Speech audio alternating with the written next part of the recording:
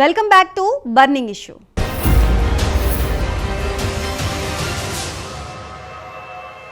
జనసేన కూటమికి పెరుగుతున్న ప్రజాదరణ నేపథ్యంలో జాతీయ పార్టీలు సైతం తమ మనసు మార్చుకుంటున్నాయా? జనసేన టీడీపీతో బీజేపీ కలుస్తుందా?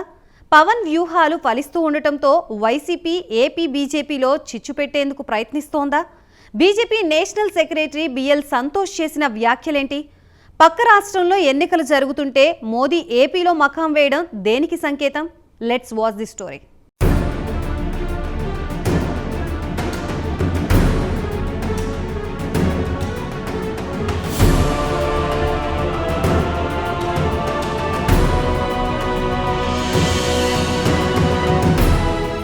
ఆంధ్రప్రదేశ్లో రాజకీయ సమీకరణాలు వేగంగా మారిపోతున్నాయి.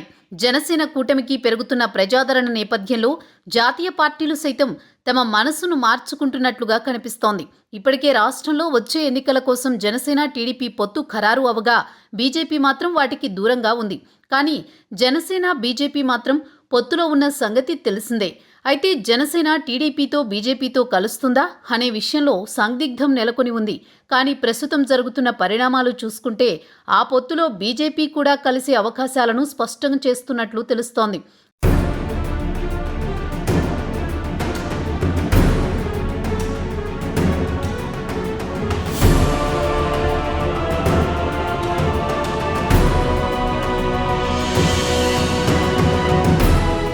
అదేవిధంగా జనసేన టీడీపీతో బీజేపీ పొత్తుకు లైన్ క్లియర్ అవుతున్నట్లుగా తెలుస్తోంది. అలాగే రాష్ట్రంలో బీజేపీకి ఎవరు అధ్యక్షులుగా ఉంటే వారిని మిగిలిన వారు వ్యతిరేకిస్తూనే ఉన్నారు. ఆనాడు కన్నా లక్ష్మీనారాయణ, తర్వాత సోము వీర్రాజు, ఇప్పుడు దగ్గుబాటి పురంధేశ్వరి ముగ్గురికి పార్టీలో నేతల సహకారం లభించడం లేదు.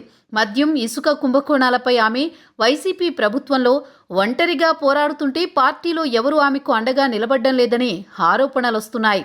మరోవైపు వైసీపీ ఎంపీ ఏపీ బీజేపీలో చిచ్చు పెట్టేందుకు ప్రయత్నిస్తున్నారని ఆ పార్టీ వర్గాలు ఆరోపిస్తున్నాయి.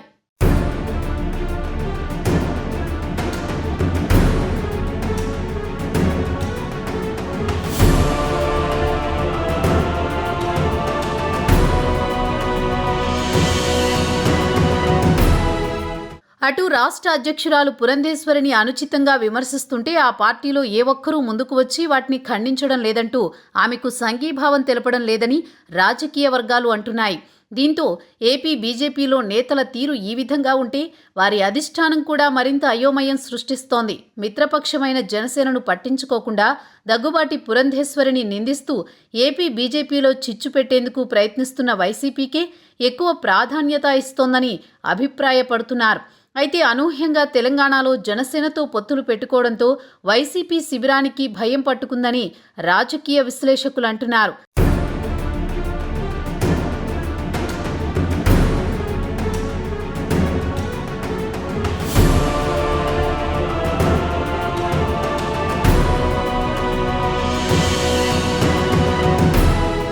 దీంతో ఇప్పటి వరకు ఏపీ బీజేపీకి ఏ విధంగా ముందుకు సాగాలో తెలియని అయోమయ పరిస్థితి కల్పించడమే కాక ఏపీ బీజేపీ విశ్వసనీయతను కూడా స్వయంగా దెబ్బతీసుకుంటోందని చెప్పక తప్పదు.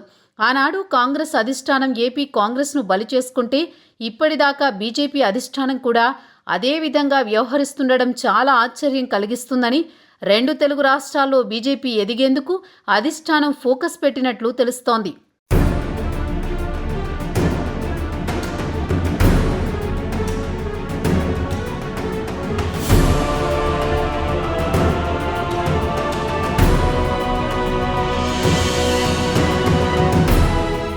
ఇకపోతే ఏపీ బీజేపీలో టీడీపీతో కలవాలని ఆసక్తిగా ఉందనడానికి ఇటీవలే మరో పరిణామం చోటు చేసుకున్నట్టు తెలుస్తోంది. ఏపీ బీజేపీ చంద్రబాబు అరెస్టును ఖండిస్తూ తీర్మానం చేసింది. ఇది చాలా మందిని ఆశ్చర్యపరిచింది.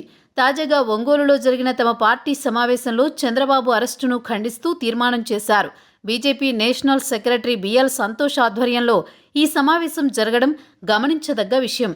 ఏపీలో టీడీపీ జనసేనతో కలవాలని బీజేపీ అనుకుంటున్నప్పటికీ కలుపుకునేందుకు టీడీపీ ఆసక్తిగా లేదని, అందుకే జగన్ పార్టీకి వ్యతిరేకంగా చంద్రబాబుకు మద్దతుగా ఈ తీర్మానం చేసినట్లుగా భావిస్తున్నారు. వైసీపీతో బీజేపీకి ఉన్న మంచి సంబంధాల నేపథ్యంలో చంద్రబాబు అరెస్టును ఖండించడం ద్వారా తాము టీడీపీతో కలవడానికి ఆసక్తిగా ఉన్నామనే సంకేతం పంపడం కోసం ఈ తీర్మానం చేసినట్లుగా చెబుతున్నారు.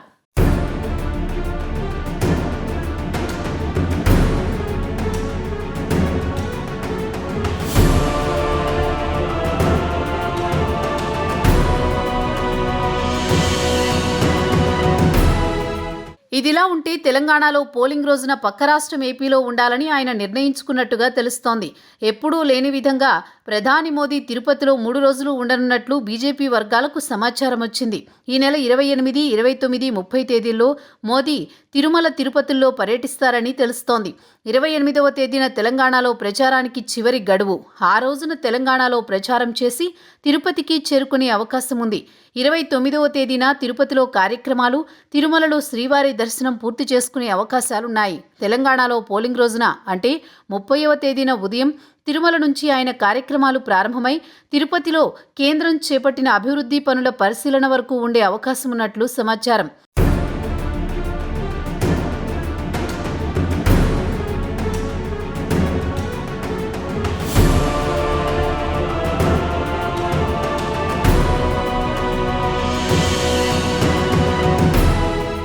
ఓవైపు తెలంగాణలో పోలింగ్ జరుగుతూ ఉంటే మరోవైపు ప్రధాని మోదీ తిరుపతిలో హడావుడి చేయనున్నారు. మధ్యాహ్నం తర్వాత ఆయన ఢిల్లీ వెళ్లే అవకాశం ఉంది. ఇది పొరుగు రాష్ట్ర ప్రజల్ని ప్రభావితం చేయడమేనన్న ఆరోపణలు వచ్చినా ఆయన పట్టించుకోరు. యూపీలో ఎన్నికల సమయంలో ఉత్తరాఖండ్లో ఆయన చేసిన గుళ్ల పరిశీలన, పూజలపై విమర్శలు వచ్చినా వెనక్కి తగ్గలేదు. మోదీ తిరుపతి 3 రోజుల పర్యటనలపై అధికారిక ప్రకటన మరో 2 రోజుల్లో వెలువడే అవకాశం ఉన్నట్లు వార్తలొస్తున్నాయి. అలాగే మోదీ, అమిత్ షా టీం నేతలు చంద్రబాబుని కలుస్తారనే వార్తలతో రాజకీయం ఆసక్తిగా మారింది.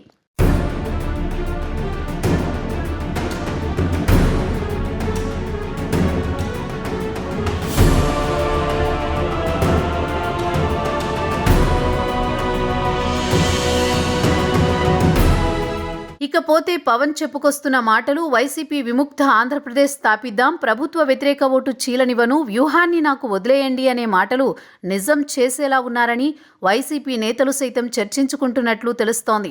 దీంతో అలర్ట్ అయిన జగన్ అధికారం ఉండడంతో ఏపీ రాజకీయాల విషయంలో పవన్, చంద్రబాబు ఎలాంటి అడుగులు వేయబోతున్నారు, ఏ వ్యూహాలను అమలు చేయబోతున్నారనే అంశాలను తెలుసుకునే పనిని ఏపీ ప్రభుత్వ ఇంటెలిజెన్స్కు అప్పగించింది. చంద్రబాబు రూట్ మ్యాప్పై నిఘా ఉంది. దీనికి సంబంధించి ఇటీవలే ఇంటెలిజెన్స్ విభాగానికి సంబంధించి సీనియర్ ఐఏఎస్ ఆఫీసర్లు మరో అంశంలో చంద్రబాబుని కలిశారని తెలుస్తోంది. వారు ఓ నివేదికను జగన్కి ఇచ్చినట్లు తెలుస్తోంది.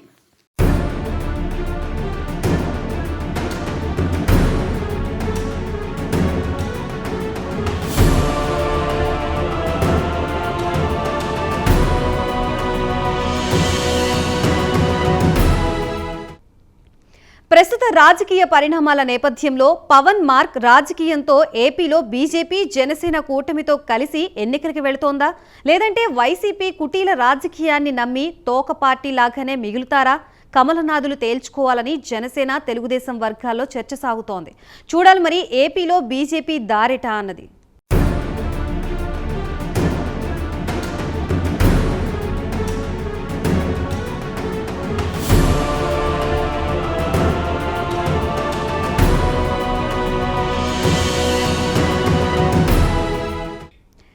ఇది ఇవాల్టి బర్నింగ్ ఇష్యూ. నమస్తే.